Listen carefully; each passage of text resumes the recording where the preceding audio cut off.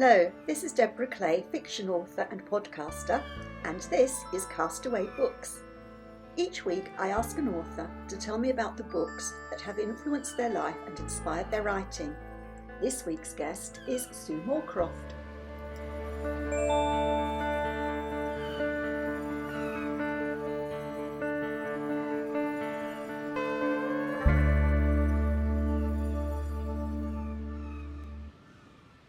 Hello, I am delighted to welcome this week's guest, Sue Moorcroft, to my island. Sue, I've been reading Sue's books for years, and I've been following you since you wrote for the Writing magazine and judged short stories, which I never won, and I remind you that regularly. Sorry about that. We did get hundreds of entries. I know, I'm a big fan, and I saw your photograph was there, and so that's way back when I first started writing. So I've been a big fan and followed your career for years. But Sue is an award-winning Sunday Times and internationally published author, and her emotionally compelling, feel-good, page-turning fiction has reached #1 on Amazon Kindle UK and the top 100 Amazon Kindle US, Canada, and Italy. So congratulations. Thank you. And a big congratulations for the publication of your 25th novel, A Sky Full of Stars, which comes out about the same. There it is. It's being held up. Gorgeous. It's book #2 in the Sky Sisters series. That's right. Yeah, that's the UK cover, and that's the North American Lovely. cover. Do you have a preference for which cover? Well, this one's shinier. It's the UK one. Yeah, the UK one. I love them both, to be honest with you. I'm very lucky with my covers. Oh, she's got lots of fans all over the world, which is brilliant.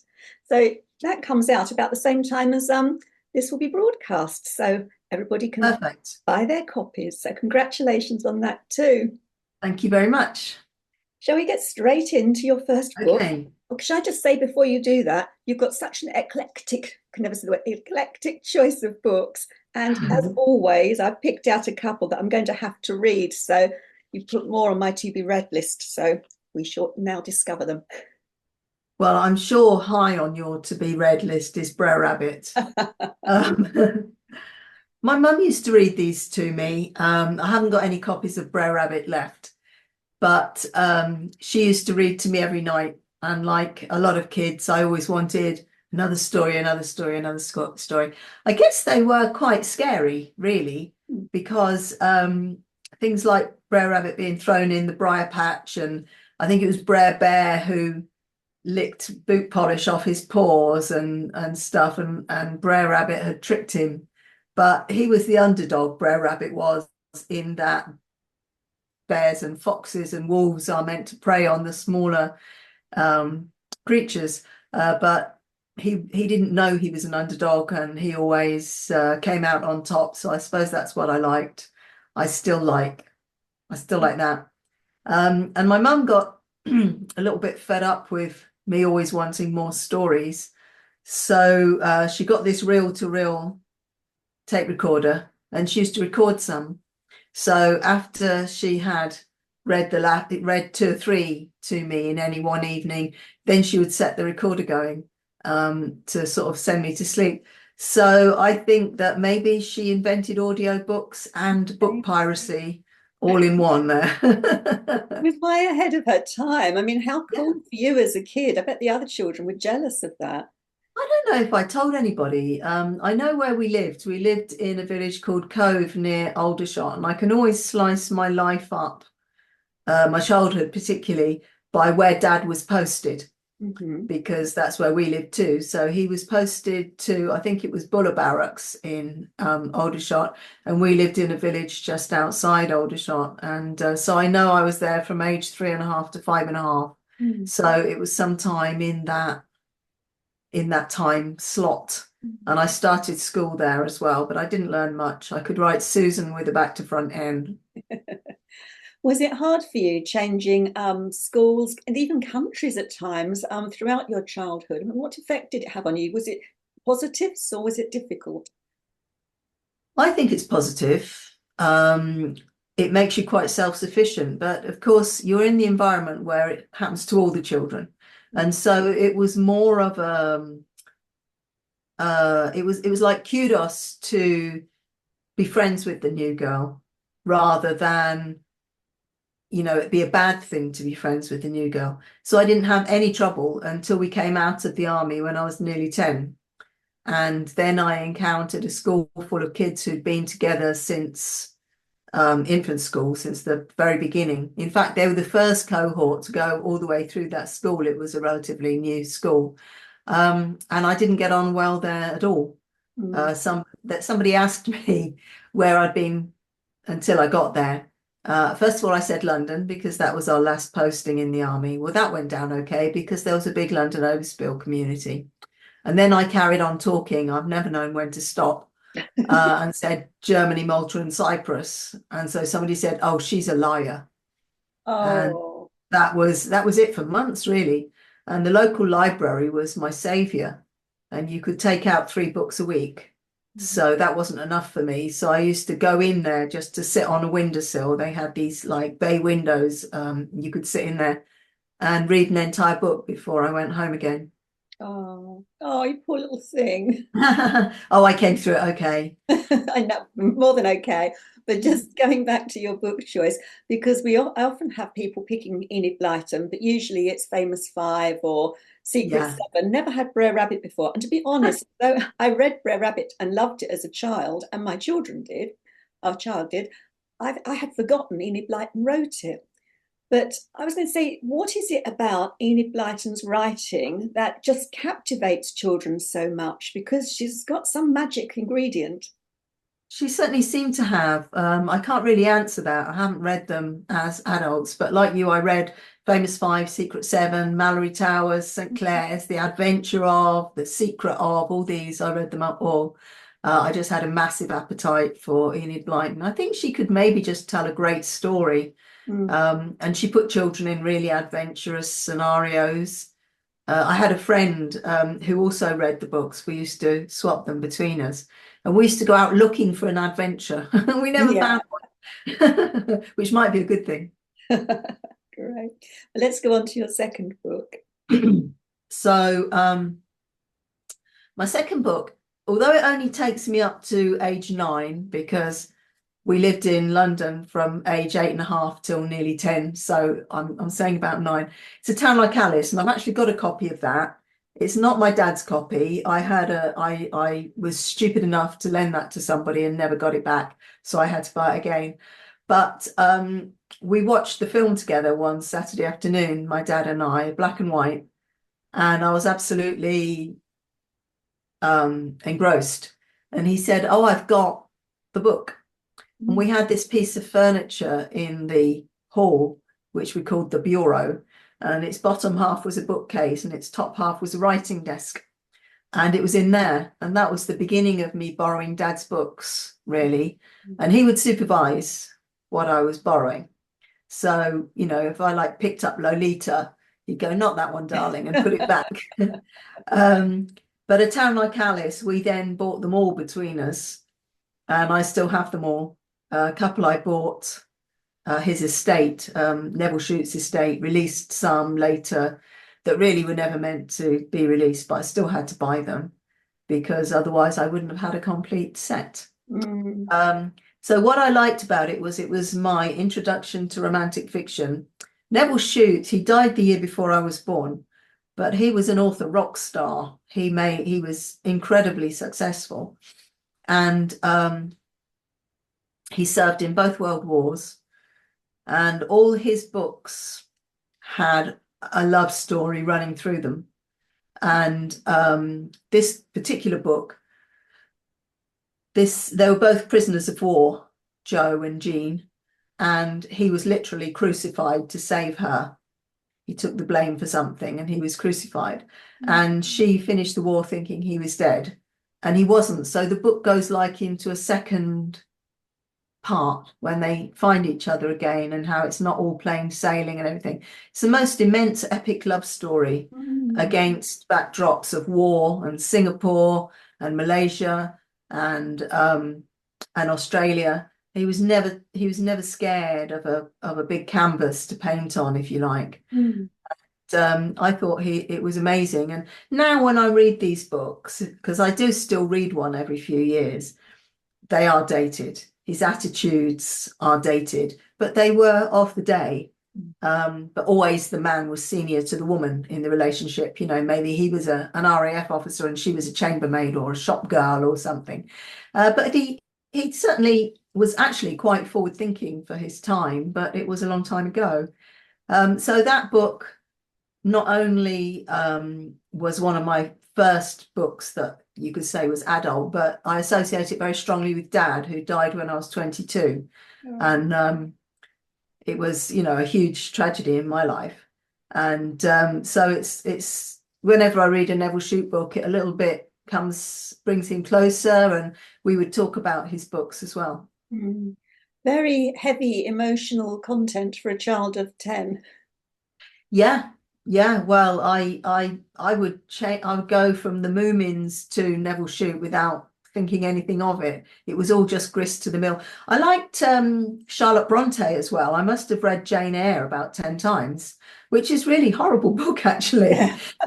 And it tells you, I mean, it makes Mr. Rochester a hero, but actually he was a lying, cheating bigamist. Yes, he was. So, you know, I don't know quite what that told me about romantic fiction. But I did read it a lot. I did have eclectic tastes, more than I have now, actually. Yeah. Shows, I mean, how much times have changed, because I didn't even realize until a friend pointed it out. I have read Poldark so many times because I loved Poldark series when I was in my early 20s. And then I watched both series.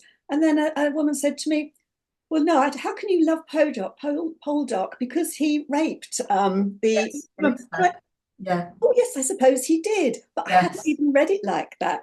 No, no. I think it was presented, of course, it was a male writer, a male author. And I think it was presented as it was just the last straw for him, and so sort of understandable, because I didn't really take that on board. I had the 6 books, and I watched the original series with Robin Ellis. And then when it came on again, I hardly watch telly now, but when it was remade with Aidan Turner, I did watch it. Gorgeous. And Gorgeous.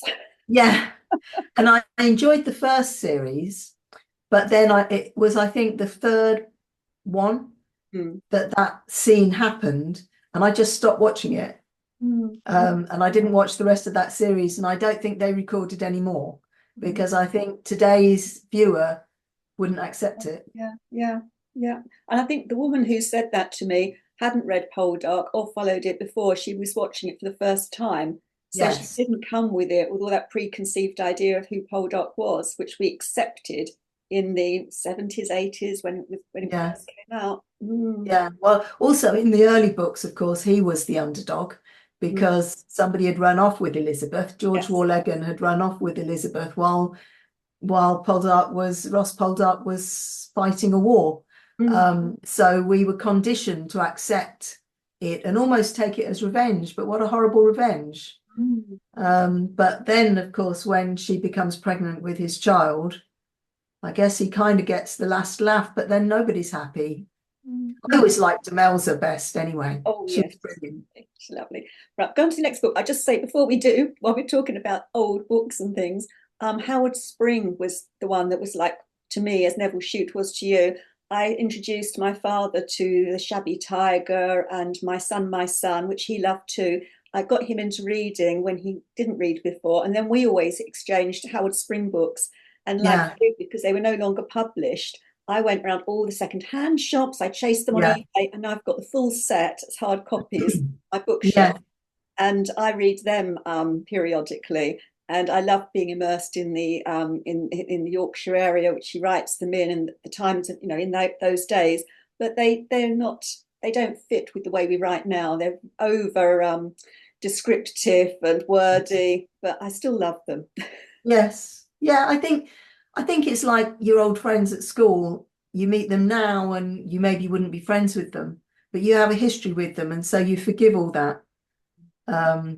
I hope nobody from school now is listening, because that sounded like I hated everybody from school. But there are occasions where you meet an old friend and you feel like you no longer fit together, but you take the entire history into account. And I think older books are like old friends. That's a good way to put it. Anyway, let's go on to your third choice. Yeah, we're coming a bit more towards normality now. Rivals by Jilly Cooper. She wrote all these smaller books, and they each had the name of a woman, of the heroine, like Bella, and oh gosh, I can't think of another one now, Harriet, and I loved those. And then she started writing these enormous books like Riders and Rivals. And I think they were referred to, and of course, they've just made Riders into a series or a film, haven't they? Disney have made it Yeah, a series, yeah. yeah. And I absolutely fell for those books. And in the first book, Rupert Campbell Brown was gorgeous, but you wouldn't recommend him to anybody. And in the second book, Rivals, which is the one I've chosen, he does then fall in love and try and make himself a better person. And the first time I read that, I had the children bouncing all over me on a Sunday morning, and I was still reading it. And I actually went back and reread the last two chapters to sort of fall in love with it again, to really enjoy that, where he gives up other things for love, basically, which is what runs through a lot of romantic fiction, is what you're prepared to, or what the characters are prepared to give up for the other person, or how they are prepared to live their lives or whatever. And when I'm writing, I often find that the hardest thing to reconcile. You get towards the end and you think, well, I've made this, so if he gets what he wants, she can't get what she wants, and vice versa. And so I sit here with a frown and a big pad and a pen and try and work it all out. Oh, and who wins? Is there a regular one that wins, or how do you decide who gets what they want? Is it always I protagonist I try and find a way for them to both compromise? get what they want. Um, Perhaps by a certain amount, a little bit of shifting ground by both of them, which is what happens in real life. But you've got to have that black moment where it looks like that's it. He's gone. In this book, Mats, the Swedish hero, Sky has to, Stars. yeah, he has to go back to Sweden. Mm. That's where his life is and where his children's mother lives. And the thing I found about writing about the Isle of Skye is it's a long way from everywhere in terms of travel. It's because it's right off the coast of west coast of Scotland, and it's really hard to get to Sweden from there. It's surprising. But I made it work in the end. When you write about Malta, because you spent some time there when you were Yeah. father was hosted there, have you spent time in Isle of Skye? Yeah, I've been twice actually. My husband came with me to share the driving. So Under a Summer Sky was the first book in the trilogy. So we went one summer and for about 5 days. And it's nice to have somebody to share the driving. I live in Northamptonshire. It's about 10.5 hours to Skye, and that's without any hold-ups. And when do you get a journey of that length with no hold-ups, particularly in summer? So we enjoyed it. We stayed in Broadford, and I think that's the only time he's ever come on or the first time he came on a research trip with me. Generally, I like to be on my own. And so I had to gently educate him. I'm thinking, which was like a polite shut up. And he said, what are you thinking about? And I said, just let me think, please, just be quiet. Well, I could help. No, you couldn't. I'm just trying to soak it in. So a lot of the time he drove me around the island so that I could think and see things, which when you're driving, you have to stop to look at. And I'd just go, stop, stop, stop, stop, stop. Then we'd stop in a lay-by or something and I'd get out and think. And he'd be taking photos and stuff. And I decided where to put my village, and I decided on a map where to put my village because I like to have an area, mostly, not always, an area near real places, but I have a fictitious place, so I have complete control over it. But having it near real places means that it's grounded kind of thing in reality. So where I thought I would put it from the map didn't work at all. There was basically an industrial estate there. So we set off down to the south of the island, and I found we got to this place where there was like a scoop of land and a ruined chapel. So I said, oh, that's it then. And so in the book, there is no chapel, but there has been, because the pub is called the Jolly Abbot and the road is called Chapel View. So that was my nod to what had been there in reality. A bit like Brigadoon, really. I sort of saw it come to life, come to my eyes. And so we went again in winter for this book, A Sky Full of Stars, because it is, I write seasonally, summer, winter. And so this is the winter one in the trilogy, and it obviously covers Christmas. And it's just got a completely different character, Sky has, in winter. It's just completely different. I loved it. I actually, although I'm a hot weather person, I actually think that I liked it better than the summer one. We had really frosty weather for most of it. The burns coming down the hillsides froze. There were icicles on the rocks at the side of the road, and snowy mountains, you know, showing. And so, yeah, I loved it. And the sky goes peculiar colours. It's sort of pastel, you know, colours. And that's the very high cloud, apparently. So, yeah, I go wherever I can with writing. Excellent. I will carry on with talking about that, but we've got some more books to go through. So Yeah. let's go on to book number 4. Well, this is called The Woman Left Behind by an American author called Linda Howard. I was introduced to her at an RNA conference, actually, or introduced to her books at an RNA conference, because she got a British publisher. It was called Piatkus then. I don't know if it's still around. It was acquired by a bigger publisher. I think it's part of Hachette. And it was the first time I'd read a romantic suspense. It was called Tell No One, that one was. And I just loved it. And I bought everything else of hers that I possibly could. And this is, of all of them, my favourite. Should we just say RNA stands for the Romantic Novelist Association? It does. Which you are now president. I am. Yeah, it seems amazing, but the RNA did a lot for me. You know, I went through its new writers scheme, got my first agent, got my first publisher, all in that community, if you like. Yeah, so to be president is weird, really, but I do enjoy it. So yeah, so The Woman Left Behind, the setup is that he is the head of a special operations team. It's like paramilitary, so a secret one rather than part of an actual Air Force or Navy SEALs or whatever. And she is seconded. She's a computer geek, and she's seconded to fly the spy drones. It's another author who is not scared of big canvases, which I really admire. I tend to put things in villages so I can control it all, but so they're dropped behind enemy lines, and she has to be left behind, and it's his decision. And I just thought, how in the world is she going to get them together after that? It's the best black moment ever. And she really makes him suffer. I loved it. Absolutely brilliant. I'd recommend it to anybody.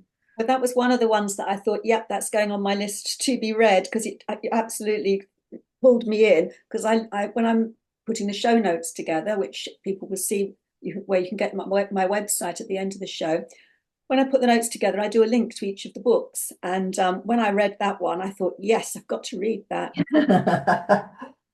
But it's very different. All of your books are very different. So what was happening in your life at that time? You had your children when we were last talking about where you were at that time. They were jumping around on your bed. Presumably they've all grown up by now. Yeah. My youngest is nearly 35, yeah.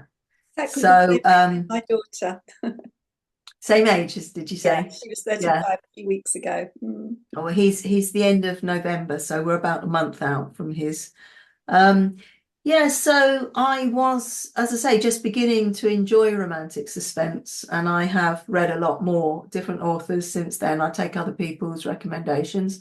I was writing. I was not making a living at writing. I did all kinds of other things as long as they were to do with writing. So you mentioned short story competitions. I did that for a couple of writing magazines. I wrote writing how to. I wrote a book on how to write romantic fiction called Love Writing, which is out of print at the moment. And what else? I appraised manuscripts. I ran a lot of workshops. Don't have a teaching qualification, but I didn't let that stop me. People sought me out with workshops, so, and they pay me. You know, I thought, well, if they're stupid enough to pay me, I'm stupid enough to go stand up at the front and tell people how I think something should be structured or approached or whatever. So yeah, so that's where I was really when I found that book. So you were totally committed to a life as a writer from really quite Yes, a young age. yes. When would you say you decided that that was to be your life? Well, after the Brer Rabbit period, we went to Malta, and I was moved up a year, and the teacher didn't realise I couldn't read. And I think she was, I found out since, quite a new teacher and didn't have the experience to recognise somebody who hadn't been taught to read. She thought I was being stubborn. When she finally worked out that it didn't matter how many times you hit me over the knuckles with a ruler, I still couldn't read. She actually went to the trouble of teaching me, and I just took to it, and I found Fictionland. And as soon as I realised that somebody put between the covers, you know, wrote those pages, I wanted to be that person. It was that long ago. But of course, at the school careers meetings, novelists didn't go down well. Even journalists, they said, well, you'll have to stay at school for another 2 years and then do 4 years at university. I said, well, let me stop you there because I'm not doing any of that. I didn't enjoy education. And I did 8 months at a local college to get my secretarial skills, and I went into a bank, and that remains, I'm quite proud that those 9 years, that was my only full-time job, normal job. So when I had my family, it was at an era where one of you could support the family, really. So my husband worked, and then in the evenings I worked. Not every evening, she needs some family time, but 3 evenings and sometimes a morning. So I did his books, which I hated. And I worked for Motorcycle News. Sorry, what do you mean? Bookkeeping, you know, like his record keeping. Yeah, got you. Which I had to be educated how to do, because when I worked in a bank, I was a secretary, not a cashier. So it does mean that everything that's financial in my books makes sense. And I once constructed a pretty good fraud with an ex-bank friend. But not that we put it into practice, just in a book. And I worked for Motorcycle News in a job called copy taking, which was great. So every Sunday evening, I would go into this sports newspaper, and people would bring their reports in from all the grassroots sports around the country and sometimes abroad. And sometimes they'd be very tired because they'd done a lot of reports and they probably had another job at the sports meeting. And they come out with things like S for William. You go, S for William. Yes, S for William. Okay, we'll have S for William then. And yeah, that trained me on to computers. And from that, I got a job in the evenings with a can't think, a typesetter, digital pre-press.